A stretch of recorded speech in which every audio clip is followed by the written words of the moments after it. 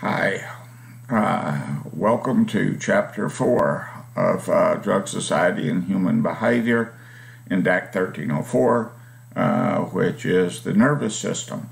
And the nervous system is something that we need to know a little bit about because of the very, very large role it plays in intoxication. I mean, you have to have a nervous system to get high. The way the nervous system functions predicts how high you're going to get and what the nature of your high is going to be, etc. and so forth. So without further ado, we're going to talk about that a little bit, and I'll share my screen with you so that you can see, what's going on, what I can see. So, bang, kind of like that. And kind of like this, and in Chapter 4, the nervous system.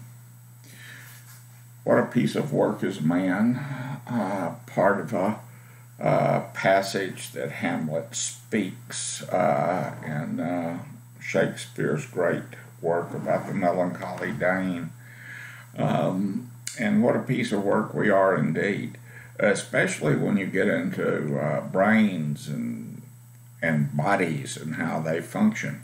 The brain is a computer, and that's what we mess with when we use intoxicants. And this is a marvelous computer indeed.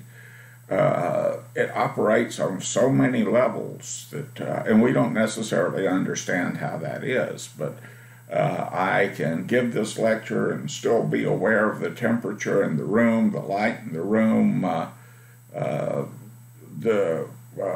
be aware of myself in space and time. I'm thinking about what I'm doing here and presenting. I'm drinking coffee, all of this stuff at one time. And that's a lot of functions to be going on simultaneously.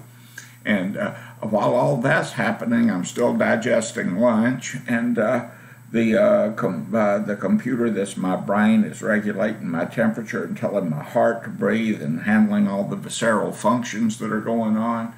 It's causing things to happen, shutting things down, reproducing cells, doing a million things, and the brain's controlling all of that.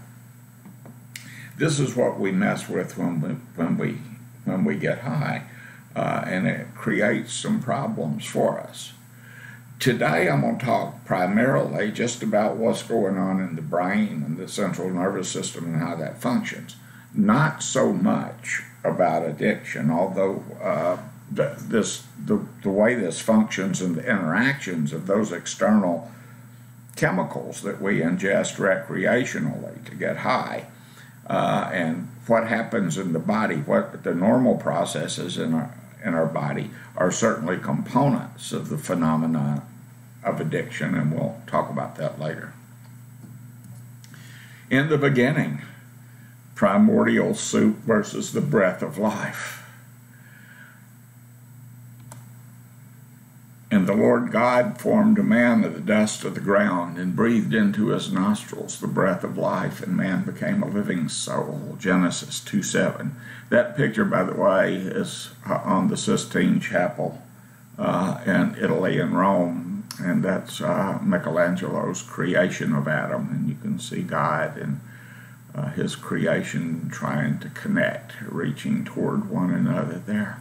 Always thought that was a great painting. Anyway, I still do. But, humankind have tried to explain who they are, what the universe is, the cosmos, where we fit into it, what's our place, what's it all mean, does anything matter, etc., and so forth. I guess ever since there have been human beings, we've been working on that. And all societies have seemed to come up with a theology, a cosmology to explain how we got here and, what it means to be human, etc., and so forth. And this is a good one. We were created in the image of an all-powerful being who breathed into our nostrils the breath of life, and we became a living soul. But that's not what most people on earth believe.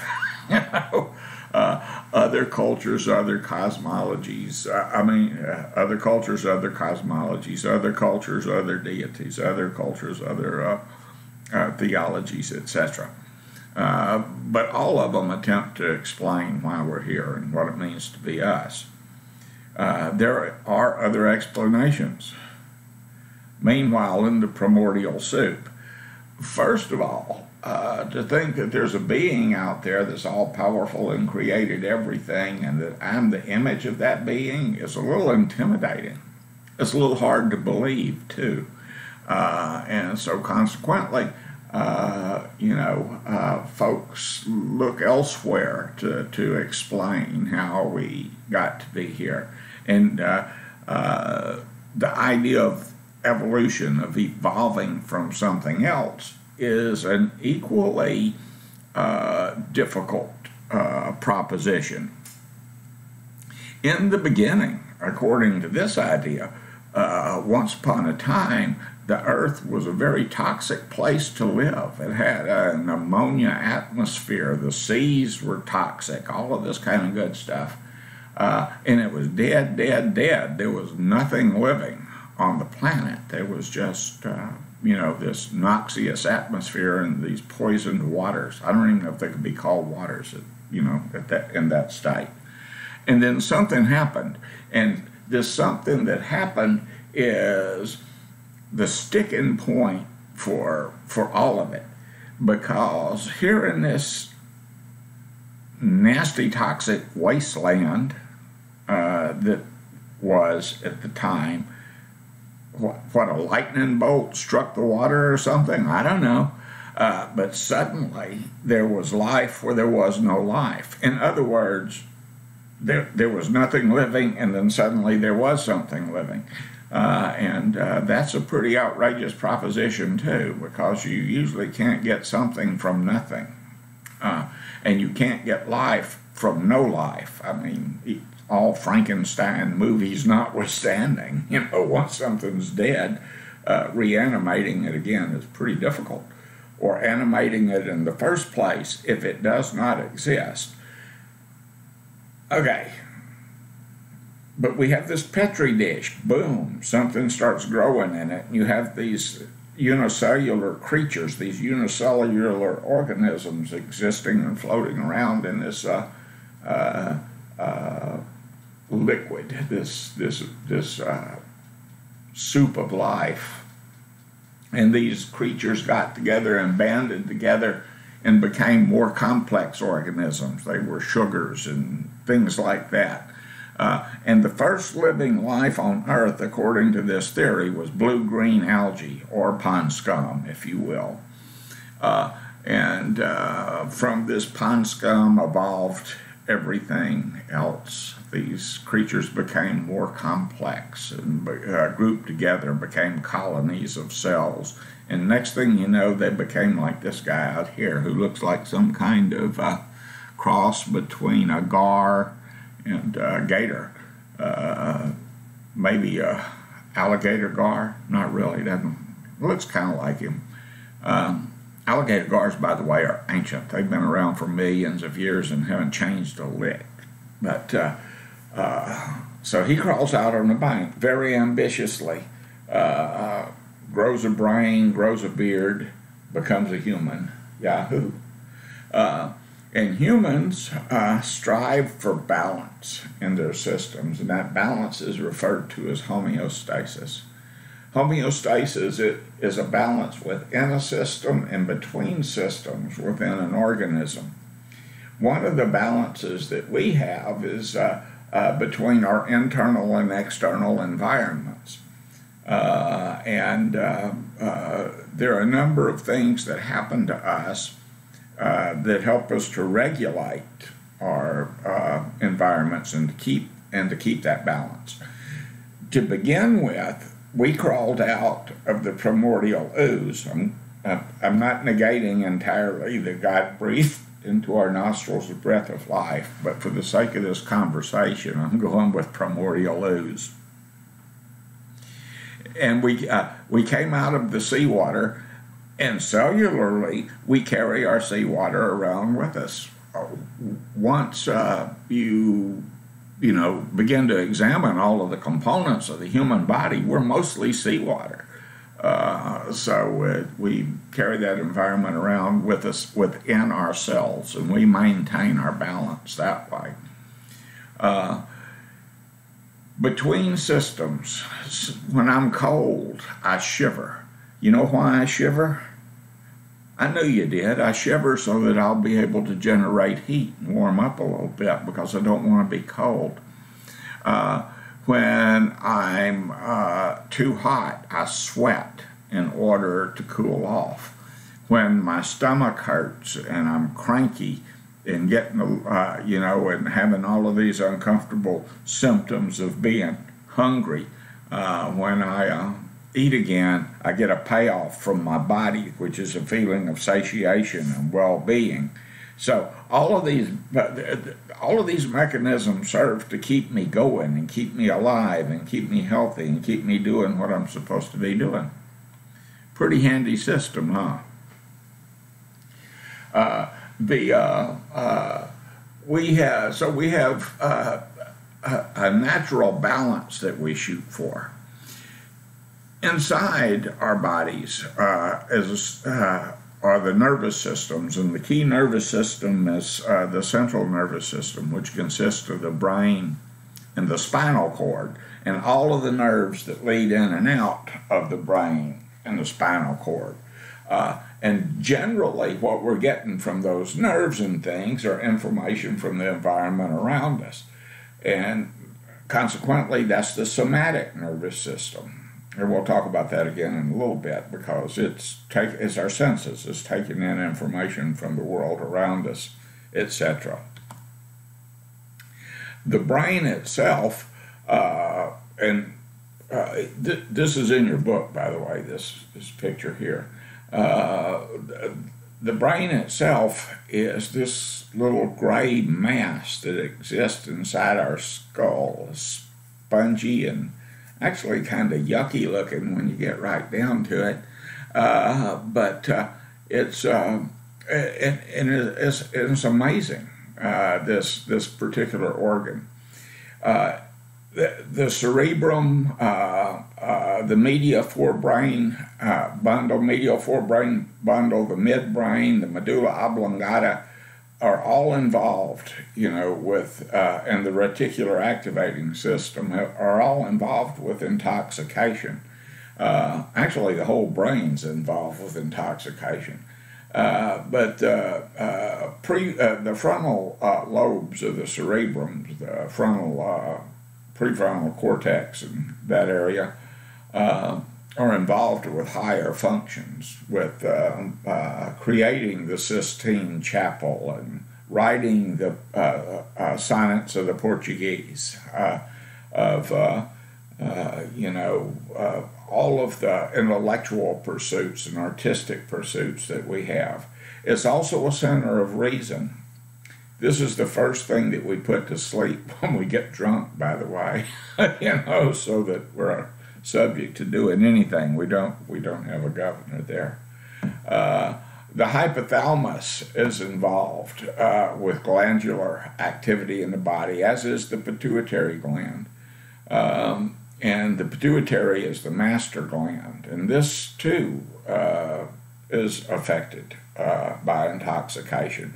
But it's a regulatory system, and the pituitary and the hypothalamus are busy all of the time, keeping that homeostatic function to what's going on with our body. This is the old brain, the reptilian brain, where you find the medulla oblongata and the reticular activating system. This is also the basal ganglia region that's involved with muscle tone and that sort of thing. The medial forebrain bundle. All of this has to do with activation, inhibition, regulation, homeostasis, again. So this is the structure where drugs have their effect when we get high. Inside that central nervous system, and this is going to be broken down a little further here in a minute, are neurons. They're the cells that are found in the brain, in the spinal cord, also known as brain cells. They're not the only cells that are there. In fact, there are a minority of cells that are there. The glia, or the glue cells, glia means glue in Greek, they compose about 90% of the cells in the brain. Glia cells are involved in things that go right with the brain, and glia cells are involved with things that go wrong with the brain too. One of the key components, one of the key functions of the glia cells in the brain is that glia cells manufacture the myelin, and myelin is the white fatty material that forms around axons, which are a part of the neuronal structure. If you have myelation that's too heavy, you get weak signals, weak electrical signals traveling down the length of the axon, and if they're too thin or non-existent, you get diffuse electrical impulses traveling. Well, they don't really travel down it, they kind of go everywhere. We'll talk about that in a minute. But myelin is critical to brain functions because of this insular activity that it has. Glial cells also form the blood-brain barrier, which is the meningeal layer that's around the cerebral cortex and around the brain in general. And it's a protective layer. It's a filter of sorts. In order for a drug to have an effect on us, to have a psychoactive effect on us, it's got to permeate, it's got to get through, it's got to find some way to cross this barrier and get inside the brain. And once it's inside the brain, the substance is going to alter ongoing functions in the brain. It's going to cause something to happen, it's going to shut something down, it's going to change the physical reality of the neurons themselves. It's going to interfere with neurotransmission. It's going to create false transmitters. It's going to do all of those things and then some. And that's what's going to create the psychoactive effect, basically, that we're seeking. We were talking about, if a drug can't get through the blood-brain barrier, then it does nothing. And you and I, we don't want to abuse a drug that does nothing, do we? I think not. If we're going to put our money into our substance and our substance into us, it damn well better do something. I mean, I don't want something that, pay $120 for a bump and go home and nothing happens. All drugs that affect mood, perception, behavior, etc., disrupt brain function. That's what this effect is. If you're snorting cocaine, and I'm jumping ahead a few chapters, if you're doing cocaine, then that rush that you feel from doing a shot, bumping a rock, snorting a line, whatever that intensity of that high is very similar to the thing you would experience with a fight, flight response and the sympathetic nervous system. But I've had a tough time getting that word out.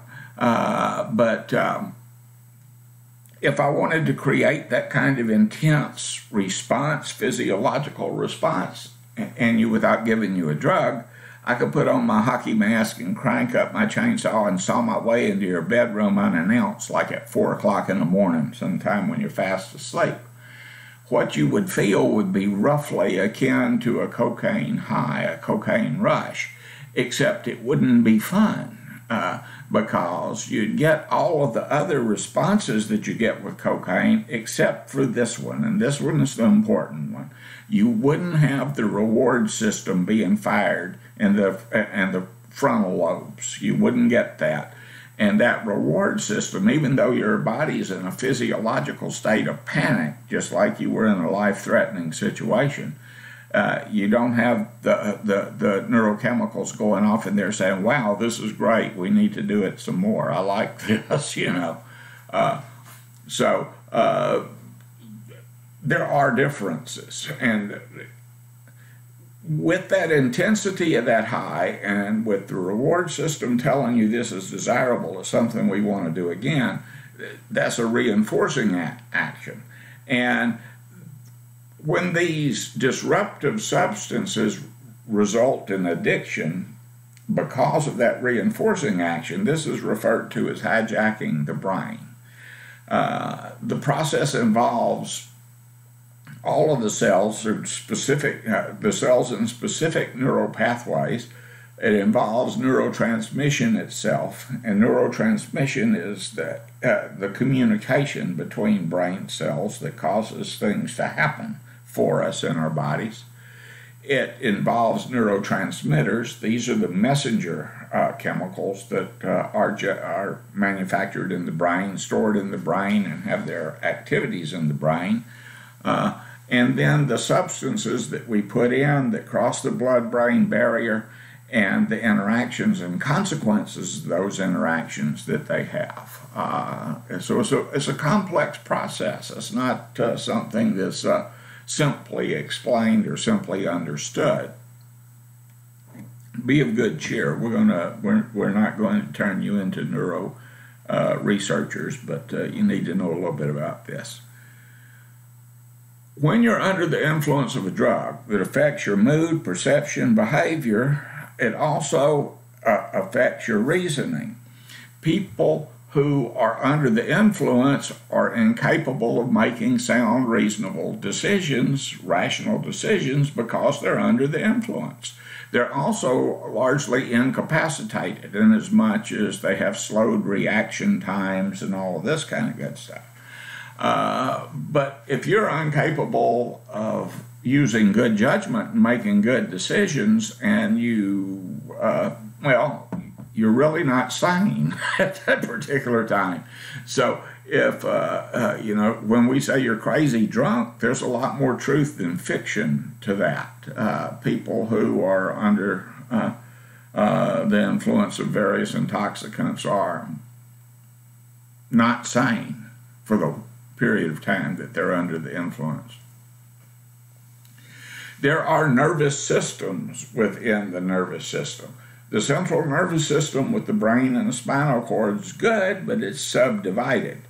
And the somatic system is one of the subdivisions, and the somatic interacts with the environment. This is our senses, our sense of touch, the cells that in the system that interprets textures of things that we touch, whether it's hot or cold or smooth or rough, etc., and so forth, fires that information back into the central nervous system and up to the brain for interpretation, etc. The somatic nervous system also involves the senses of touch, of taste, of sight, of sound, of smell. All of that's part of the somatic. Because it's taking information from the environment and sending it into the brain for interpretation. Along with the somatic nervous system, we also have the autonomic nervous system. And that looks almost like automatic, doesn't it? And that's kind of a way to think about it, because this is stuff that happens. You don't have to think about it, and you don't have to tell it to. Which is good, because if I had to tell my heart to breathe and I'm doing something more interesting, tell my heart to beat and I'm doing something more interesting, I'll probably die. If I have to tell my lungs to breathe, the same situation. I could die. My body would just wither away and go away while waiting for me to tell it something.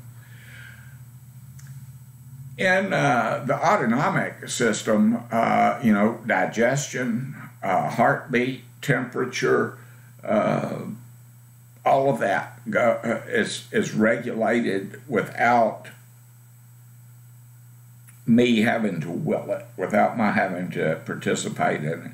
In fact, sometimes it operates against my will. Say, for instance, you take me to Kmart and I want a new toy truck. And you say, no, little Howard, you can't have that new toy truck. And I tell you, oh, I'm going to get that truck and you're going to give it to me, or I will hold my breath until I die. How about that? Well, that's an empty threat, and you can ignore it. Little Howard might hold his breath there on the toy aisle until he turns a wonderful shade of blue, and if he's really strong-willed enough, he may hold his breath until he passes out. But you know what happens when you hold your breath until you pass out? I knew you did. Soon as you hit the floor, you go and start breathing again, because the autonomic nervous system is taking care of your dumb ass, whether you want it to or not, whether I want it to or not. So the autonomic nervous system functions in that manner. We can get in trouble with that, too, with drug use, too, because some of the drugs that I may like to use might actually shut down that autonomic function. And some of them do. Central nervous system depressants, for instance. I can't drink enough alcohol in a short enough period of time that old brain stem up around the reticular activating system and the pons and back in the brain stem itself are where the breathing mechanisms are located. You put those to sleep and you stop breathing. And when you stop breathing because you've anesthetized yourself, you're probably going to die unless there's someone there to bring you out of it. So, inside the autonomic system are two subdivided systems inside the autonomic, and that's the sympathetic, which is the excitatory, increases heart rate, fright, fight, flight thing, and the parasympathetic, which is inhibitory and it slows down things down. If you're taking cocaine or you're eating amphetamine or you're taking some meth, smoking some meth or whatever, then you're activating the sympathetic nervous system, and you're getting responses that are indicative of an activated sympathetic nervous system. And in fact, these types of drugs are known as sympathomimetics because they do a mimesis of naturally occurring neurochemicals, and they create exaggerated responses that you might get from other normal chemicals. The parasympathetic almost invariably works against the sympathetic. The sympathetic will jack you up, the parasympathetic will ramp you down so that it slows things down. Sympathetic increases breathing, circulation, heart rate, etc. Parasympathetic slows it all down. Inside the body, the nervous system, particularly the brain, are where you find neurons. People confuse neurons and neurotransmitters. Neurons are cells, and neurons are they both signal and receive. So they're very key in neurotransmission, and neurotransmission is the communication between cells. And this is very complicated. There's so many factors that are involved and so many possibilities. One of the coolest things I ever did was I was at a workshop with Dr. Carlton Erickson, and we went in there, and he was the director of the School of Neuropharmacology at the University of Texas. We were in a workshop, and he came in and he was explaining neurotransmission, and to do that he made us all neurotransmitters. Made us all neurons, and neurons both send and receive messages. So the way he had us do this is he brought in a bunch of different colored paper, and I don't remember what the exact colors were. It's been a while back, but let's just say, for instance, that the yellow paper is serotonin, and the blue paper is norepinephrine, and the green paper is dopamine, and the black paper is acetylcholine, and whatever. He was having us toss these sheets of paper up into a ball and throw them to each other. And that's basically what's going on with neurotransmission. And as we were trying to pass these pieces of paper to each other, we had to try to remember which type of neuron we were and whether we were supposed to be receiving the acetylcholine, passing the acetylcholine, shutting, being shut down by the acetylcholine, or the GABA rather. There was paper flying everywhere, and we were laughing our butts off, but we got the picture. It's complicated and hard to follow, the way that neurotransmitters are tossed about. And they look very random. And sometimes it seems that they are. When you're looking at the neurotransmission things, they appear random. Usually they're not. Certain neurotransmitters follow neural pathways in the brain, so you can see serotonal neural pathways. And these are the pathways that are damaged if you do too much methoxyamphetamine or ecstasy, MMDA. Serotonal neurons are destroyed, and they don't regenerate when this happens for some reason. It's very odd.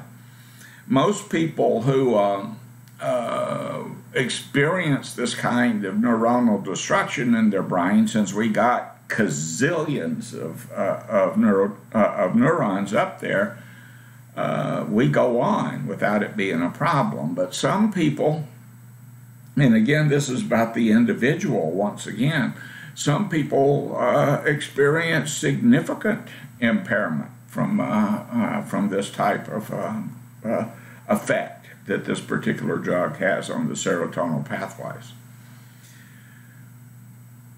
We have our pathways get disrupted through head injury, car wrecks, getting shot, getting beat up, punched in the head too many times, that type of thing. Toxins in our environment, including the intoxicants we choose to use voluntarily. So sometimes they're damaged. And that affects the function of the cells and their ability to fulfill their role in neurotransmission. And there's a lot of ways that the cells can be altered.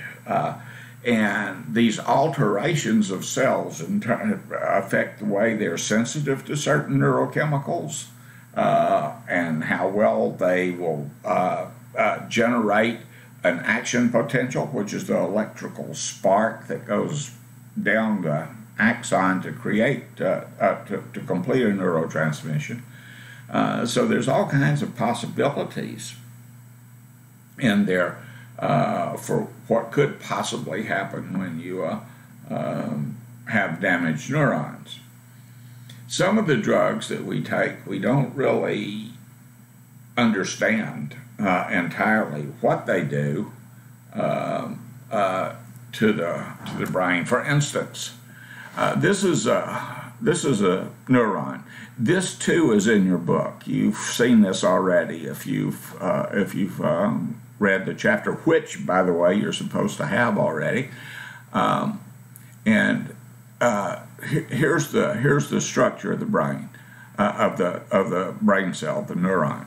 Now, and here's the nucleus of the cell. This is inside the cell body, and you've got electrons, protons, neutrons running about in there, and there's the nucleus of the cell.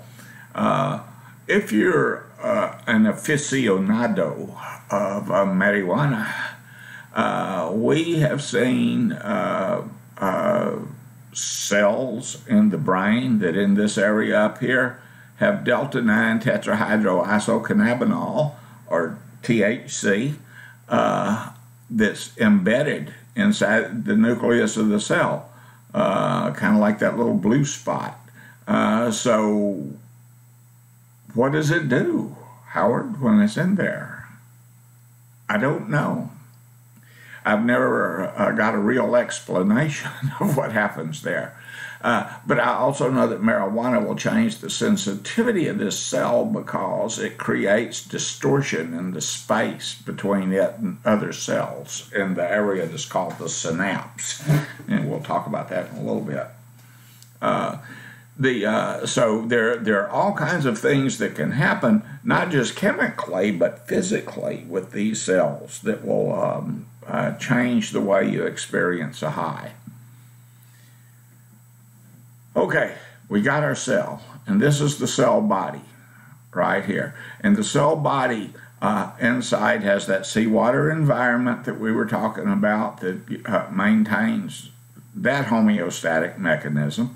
And then we have these branch-like structures that are on the body of the cell.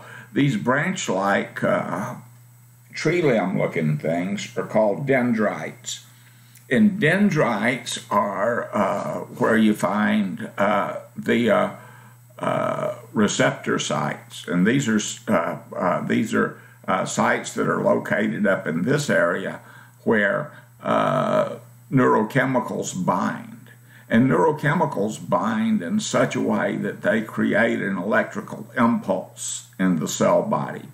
And that electrical impulse is known as the action potential, will cause a spark that fires right down through here, boom, until it gets to the terminal end of the axon. At the terminal end of the axon, there are subcellular structures called vesicles, and this is where neurotransmitters are stored.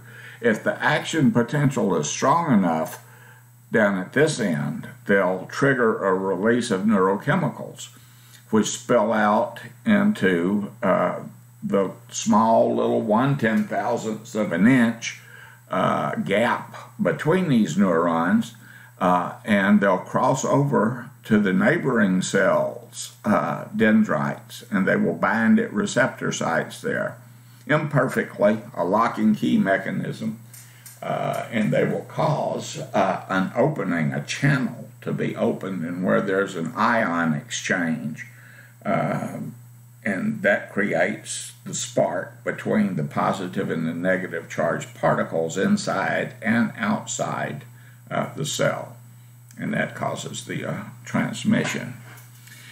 This long elephant trunk looking thing is called the axon, and it is part of this. Here's where the glial cells come in again. Glia manufacture this insulation, and the insulation goes around the axon, and the insulation keeps the electrical charge from becoming diffuse. That means it keeps it from spreading out in this area. And if you've ever had a short in an electrical cord, you'll note that if you move your lamp, it has a short in it. The electrical charge, because there's a short in it, weakens, and so does the light from the lamp. Sometime it will go out, and then you move it in a certain, just a certain way, and it will come back on.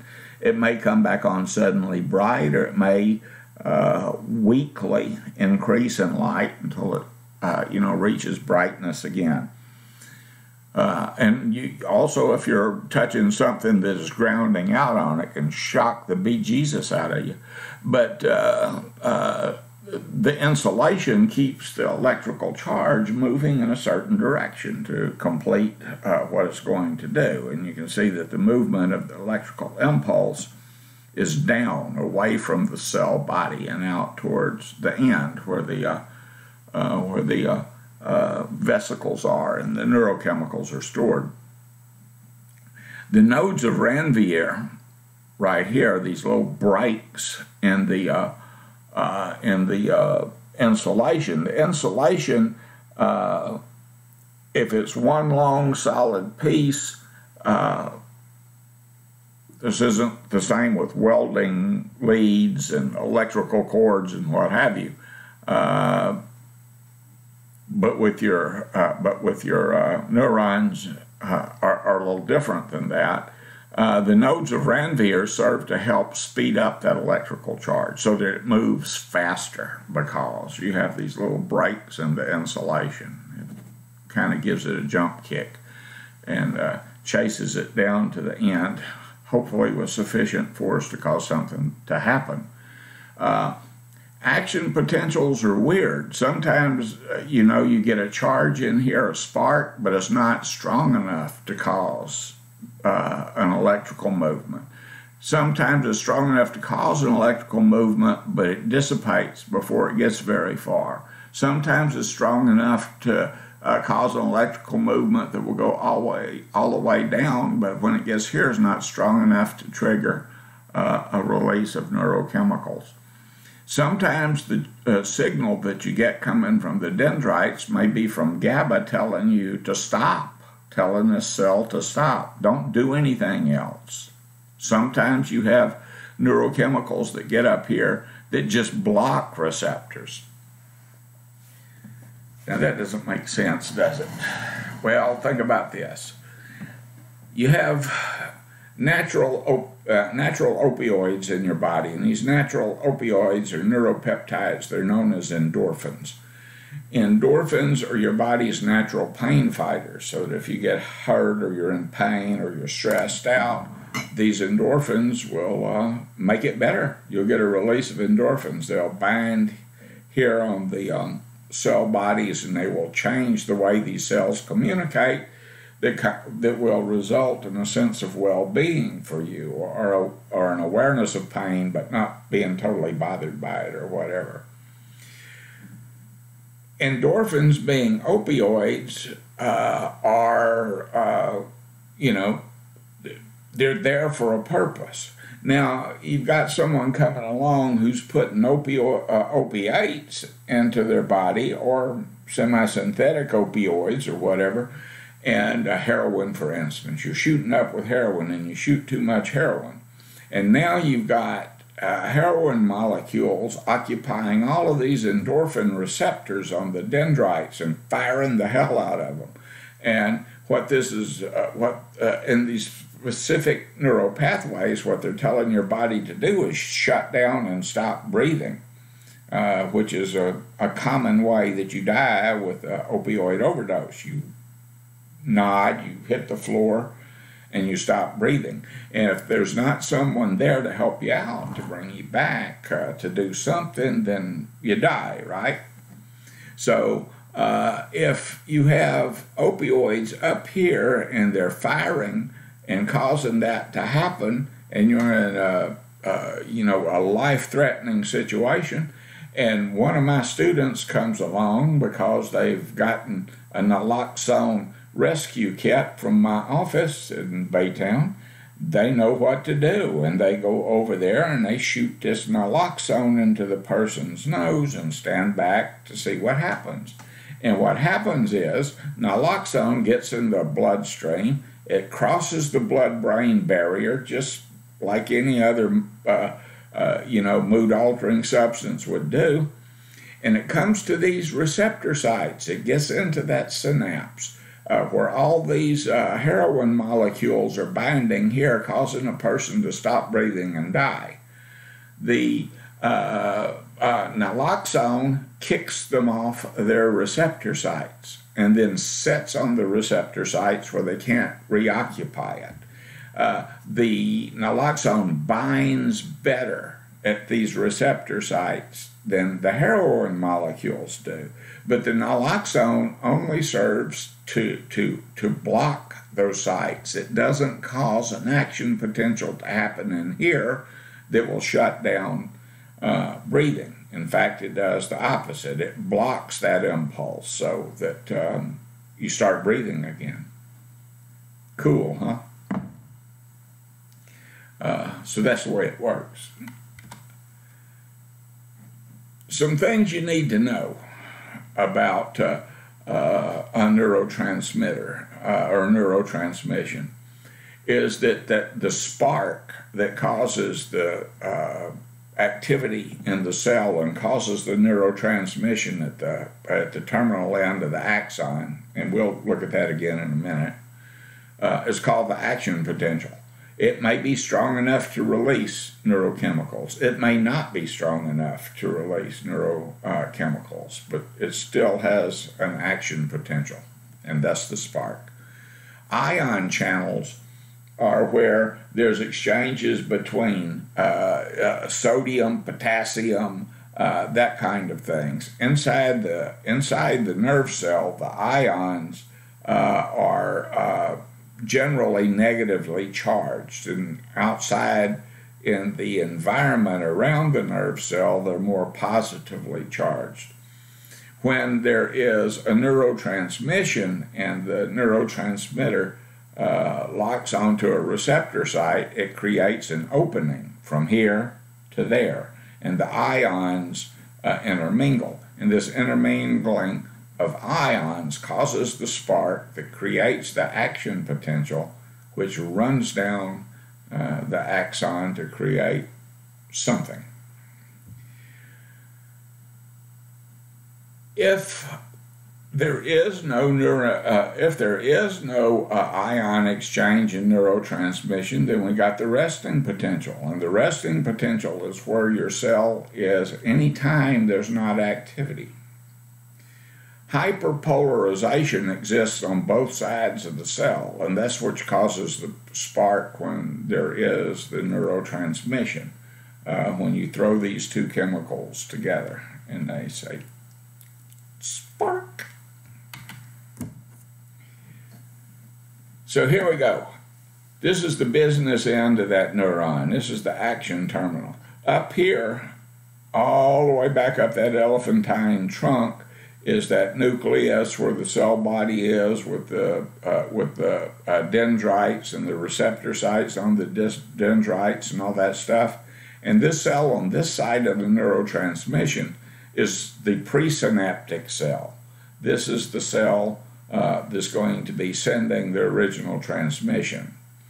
These little pimple-looking things are vesicles, and this is where neurochemicals are stored. And you've got all kinds of neurochemicals in there. You've got GABA, acetylcholine, norepinephrine, dopamine, endorphins, just stuff. And when that electrical charge comes down and causes these vesicles to spasm open, then the contents of the vesicles spill out into this gap. The gap, once again, is called the synapse. And the synapse in here is roughly 1/10,000th of an inch across. So it's, pretty tight. And the neurotransmitters come out here and they cross through the fluid that's in the synapse, like swimming the English Channel, and they come over here to the postsynaptic cell. That's the receiving cell, and the neurotransmitters, the signaling chemicals, cross and they hit the receptors on the dendrites, and these receptor sites they bind. They cause something to happen, like an electrical charge. They incite a response, or they inhibit something from happening. They shut down a process that's going on in here. Or like naloxone, they just sit there and do nothing and do not allow other chemicals that might have a response here to inhabit the site that they've claimed for themselves, basically. And over here on the postsynaptic side, you have something that's called going on in the receiver cell, a postsynaptic cascade. And this postsynaptic cascade has a whole bunch of events going on. So when I said that this was complicated, I wasn't kidding. I mean, you know, there are hundreds of possibilities that could happen right in here with all of these different chemicals going over there. The abundance of chemicals that you have available to you also is important.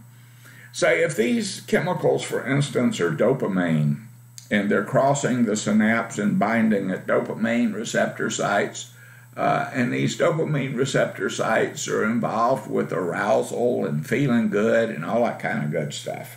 That's one of the functions of the neurotransmitter.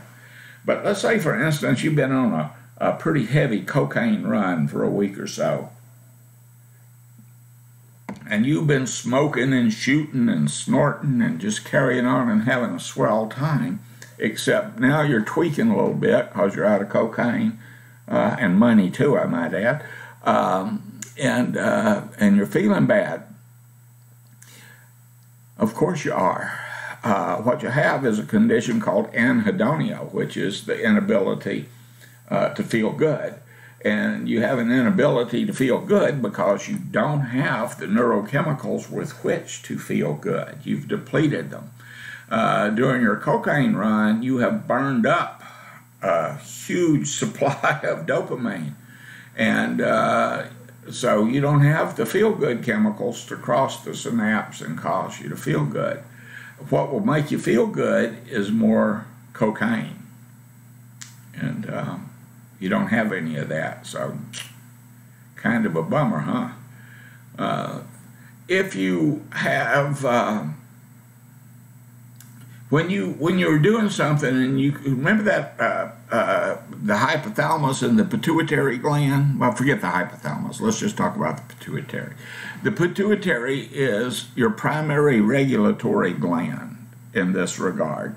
So your pituitary basically makes a determination of how much of this stuff should be there, and neurotransmitters are created through a process of enzyme binding known as synthesis. And I'll go through that a little bit later, in more detail. But suffice it to say this: you have an amino acid floating around out there. An enzyme runs and jumps on it and binds to it, and it becomes something else. And then something else binds that enzyme, and it becomes something else. This whole process is governed about manufacturing these neurotransmitters and storing them by the master gland, which is the pituitary. And if you have an overabundance of opioids in your system, or opiates, your body stops making so much dopamine. It stops making so much endorphin. It stops making endorphins. So that when you stop putting the drug in your system, suddenly you go from an overabundance to an underabundance. And now you're having symptomologies, and we call them withdrawal, that are indicative of an underabundance of these neurotransmitters being available to you. The body will right itself if you ride it out, but it will be an unpleasant process. Anyway, neurotransmitters operate as lock and keys. They fit at certain receptor sites on the dendrites, and or they don't. And if they don't fit, they don't bind, and they don't do anything. They just kind of float around in the synapse. Some of them are effective. They fit imperfectly, and they cause the ion exchange that causes the action potential that causes the neurotransmission. Sometimes they fit real perfectly, and that's what naloxone does. It fits so perfectly One, it displaces any other neurotransmitter or outside molecule that would want to bind there. And two, it doesn't create an ion exchange, so there's no neurotransmission. It just blocks, and that blocking serves as an inhibitory function in the neighboring cell. It doesn't do anything. Some of them fit imperfectly and cause an ion exchange and an action potential that's of an equal measure to what a normal neurotransmitter would do. Some of them are much better at this than a normal neurotransmitter, these false transmitters, and they will bind at a site and cause it to fire with a lot more intensity than a normal neurotransmitter. This is a way for you to understand what's going on with people who are doing kush and the so-called synthetic marijuana. Delta-9 THC causes the neurons to fire in certain pathways, and that's what causes a marijuana high, right? And that's perfectly okay. It's not dangerous. I mean, people don't die from firing, receptors in the neural pathways that are triggered by delta-9 THC. But if you use some of these JOH 131s or whatever they are, and there are hundreds of them. These are research chemicals, really, and they are cannabinoids, but they are not delta-9 THC, and what you're smoking is not marijuana. So you take these chemicals and you mix them up in a bucket and you put a spray nozzle in there and you get, grass clippings, oregano, tea, whatever the hell you want to make it with, and spray it with these chemicals. And what you get is a concoction that you roll up in a paper and you set it on fire and you inhale it like you were smoking marijuana, but you get these chemicals in there and they cause a really intense firing of these neurons, where weed, delta-9 THC, just smoking marijuana, might cause this neuron to fire 17%, 20%, 25%, something like that.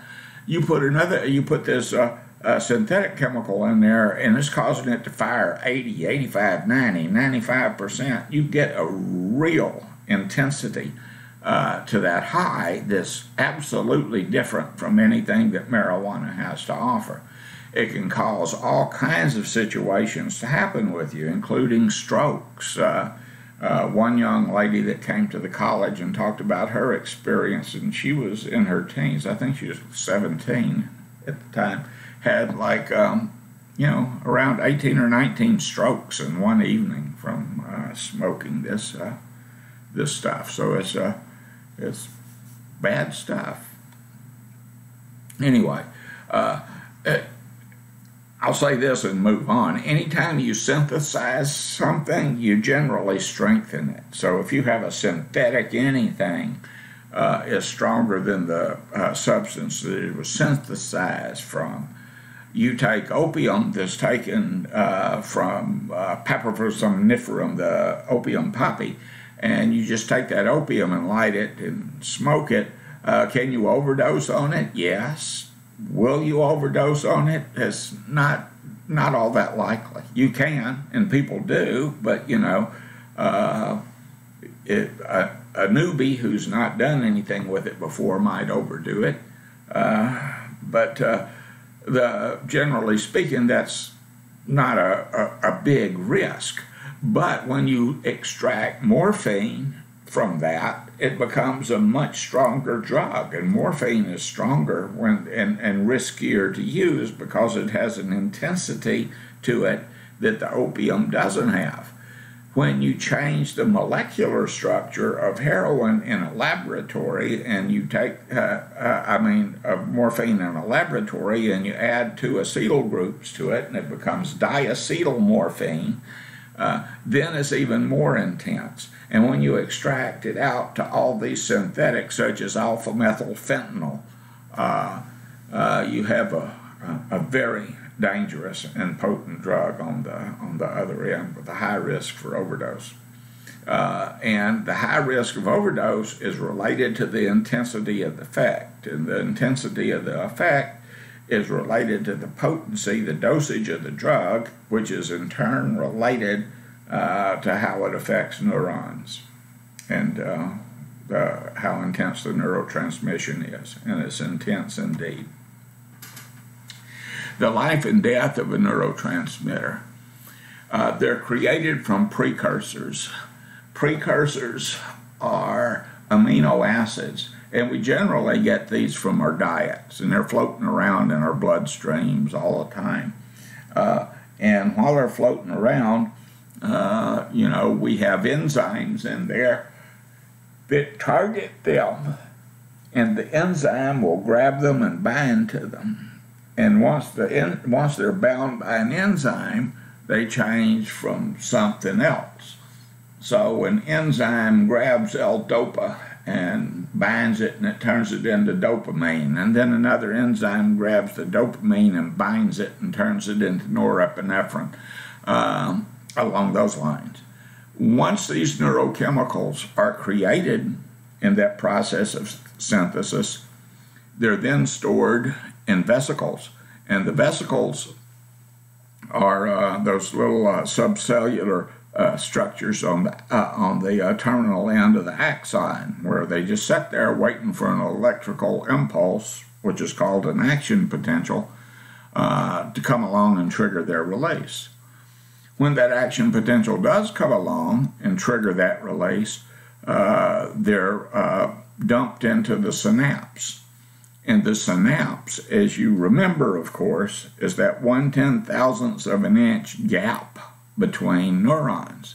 And it's like, swimming the English Channel. They have to cross it and find a receptor site. When they find their receptor site, if they find their receptor site, they bind to it and to deliver their message, to trigger whatever happens from that point. Generally speaking, at some point, generally sooner than later, once they've delivered their chemical message, they release back into that synapse, back into that gap. When they're released back into the gap, they're recognized by the presynaptic cell as, they're recognized for what they are, and they're uptaken again into the vesicles. Some of them. Others are destroyed by enzymes in the synapse. There are other enzymes in there that just break them down to their components again. And that's metabolization, by the way. And we've talked about that in this class a little. We'll talk about it some more. We'll talk about it in several classes, so you'll be fairly familiar with metabolization before you get through this program. But the breaking down of these chemicals is metabolization, and eventually they're eliminated as waste, these components, if they're not utilized or they've been utilized and broken down again, a natural process. Except for a shark named MAO. Boy, he's a scary dude, huh? He lives in the synapse, and he is laying for those little neurochemicals when they get out there, those neurotransmitters that get in his channel. Serotonin has to cross the shark-infested water to regulate mood. This is the story of a heroic little neurochemical that helps keep you from being depressed.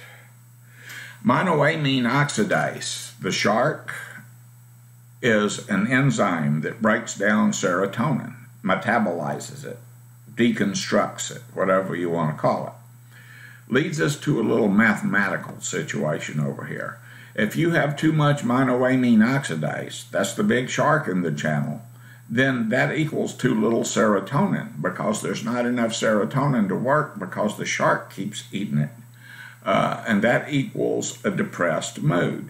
So if you have clinical depression, and this is a This is a fascinating area to look at, and I'm not going to spend a great deal of time in it in this particular section at this particular time.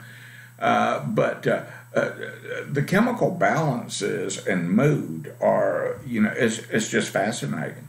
If all of us had depression and went to the doctor, some of us will get a monoamine oxidase inhibitor, an MAOI. And what that means is it will stop the it will stop the MAO. It will decrease the amount of MAO available to do metabolization, and it will deter its ability to function optimally, so that basically it blocks MAO from gobbling up all the serotonin.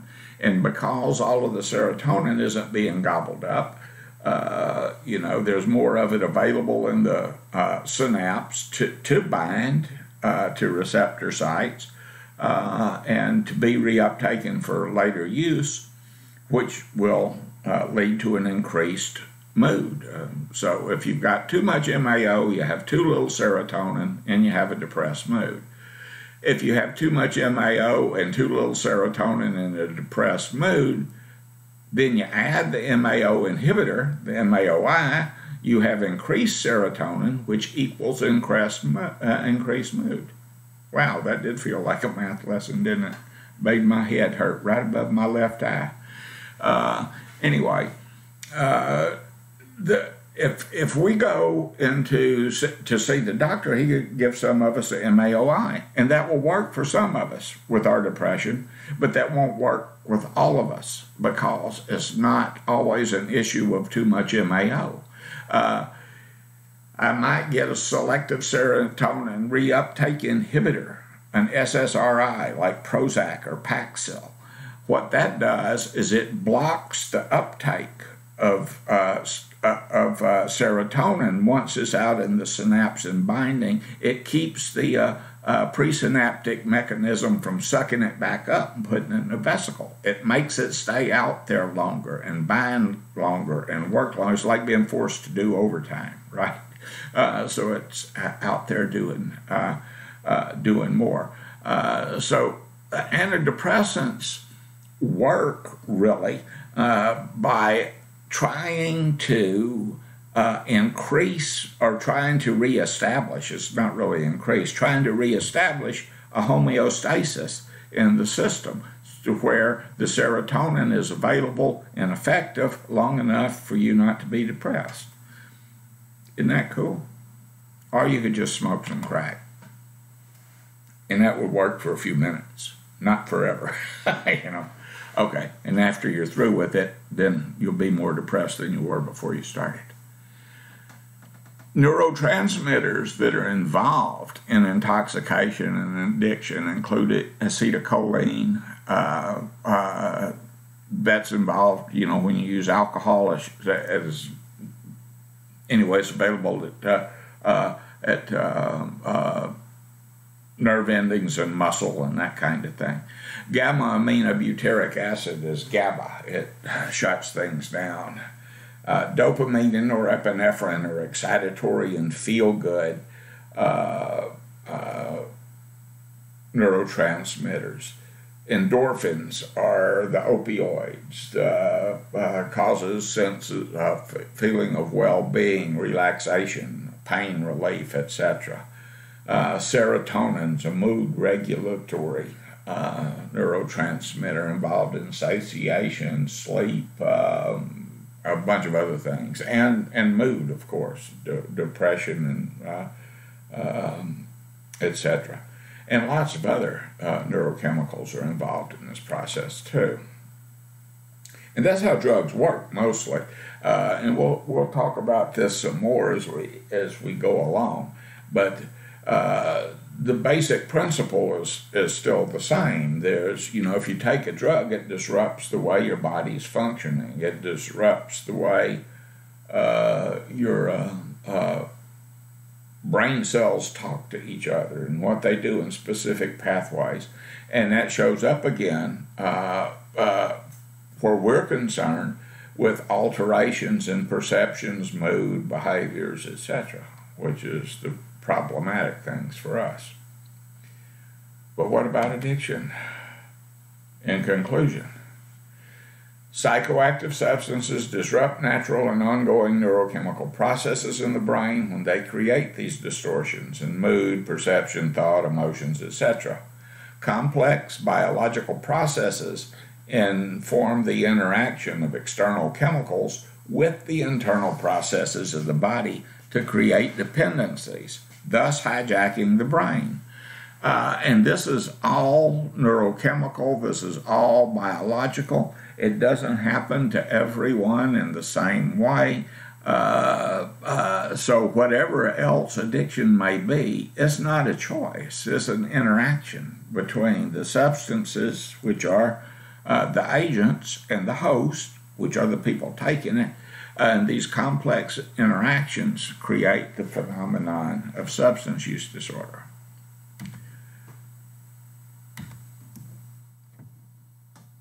And, whew, did that wear you out as much as it did me? Be of good cheer. Don't freak out. I'm not trying to make a brain surgeon out of you. Knowing basically what the basic processes are and how that works helps you understand this phenomenon a little better. You can't blame a person who is, allergic to, I don't know, some spice in his food for hacking and sneezing when he ingests some of that spice. It's his body doing what his body does. He doesn't get to say, I will do this, or I will choose this, or I will not choose this. It's removed from the area of normal choice. When a person's brain has been hijacked, and this is a simplistic explanation when we talk about hijacked brains. It's awfully complicated actually, but if your body accepts this chemical as being a normal part of your body's makeup, then when you're absent that chemical, when you don't have enough of it, or when you're using it to cause something that's a desirable state, a state of stability, a state of a calm mind, a state of feeling good, or whatever it is, if your body's doing this in the presence of that drug and not doing it, and maybe even having withdrawal symptoms in the absence of that drug, is powerfully reinforcing, and people don't really get a choice in how any of that functions. This becomes important later on, trust me. Well, in the absence of questions, and I haven't seen any, I think I'll call it a lecture and post this for you. And be seeing you again. Bye.